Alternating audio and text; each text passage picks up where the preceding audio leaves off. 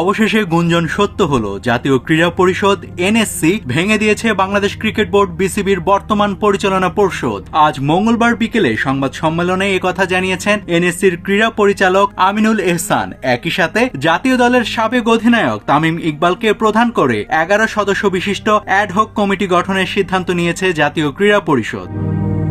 এর আগে আমিনুল এহসান এনএসসির গঠিত তদন্ত কমিটির প্রতিবেদন তুলে ধরেন। সংবাদ সম্মেলনে আমিনুল এহসান জানিয়েছেন, জাতীয় দলের সাবেক অধিনায়ক তামিম ইকবালের নেতৃত্বে বিসিবিতে 3 মাস মেয়াদে এই দায়িত্ব পালন করবে এডহক কমিটি। বর্তমান পরিচালনা পর্ষদ ভেঙে দেওয়ার কথা আইসিসিকে ইমেলের মাধ্যমে জানিয়ে এডহক কমিটির নামও পাঠানো হয়েছে অনুমোদনের জন্য। তামিম ছাড়া এডহক কমিটির অন্য সদস্যরা হলেন রাশনা ইমাম, মির্জা ইয়াসির আব্বাস, সৈয়দ ইব্রাহিম আহমেদ, ইশরাফিল খসরু, মিনহাজুল আবিদিন, আতাহার আলী খান, তানজিল চৌধুরী, সালমান ইস্পাহানি, রফিকুল ইসলাম ও ফাহিম সিনহা।